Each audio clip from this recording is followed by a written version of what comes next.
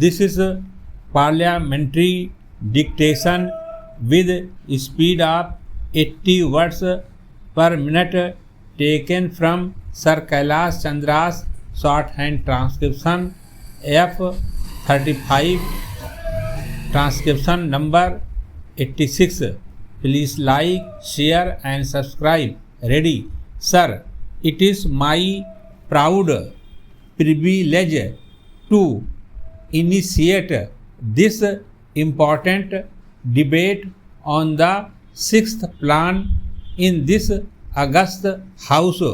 Although I have been in charge of the Ministry of Planning only for a few days, I have had the opportunity, along with my challenges in the cabinet, of considering the plan in its various aspects, and I shall try to present before you the silent features of the plan in the perspective of government's general overall economic objectives. Para. Let me say at the outset that the sixth plan, covering the years 1980-81 to 1984-85, has been formulated in the light of the development experience of the past 3 decades and the perspective need to keep for the next 10 to 15 years. The country's performance in the past has yielded very valuable lessons, and we must adopt our strategy of development in the light of this experience. The initial conditions from which the plan had to commence were far from favorable. 1979-80 was a drought year during which agricultural production slumped. There was a rise in prices which continued during 1980-81, and many weaknesses appeared in the best infrastructure of coal, transport and power, which in turn had adverse consequences for industrial growth. Internationally, we faced a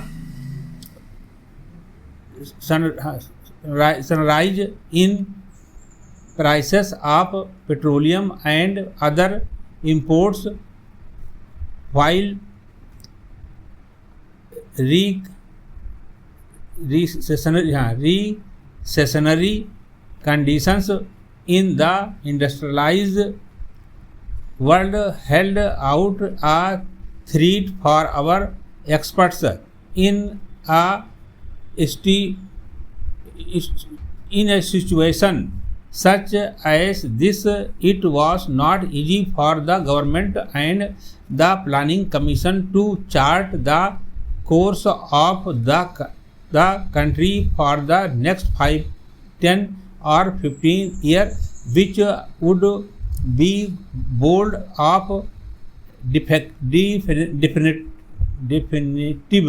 At the same time, the problems facing the country are so acute that solutions broke no delay. Removal of poverty and unemployment and attainment of self-reliance have been the basic goods of pains finance development, and they remain so for the sixth plan as well. In order to move forward towards these objectives, it is essential, although not sufficient, to achieve a high rate of growth of nation income. The plan thus aims at a growth rate of 5.2% per annum. This is not an ambitious target, especially since 1979-80 was year of output, but it still requires assiduous efforts. It lies. Stop.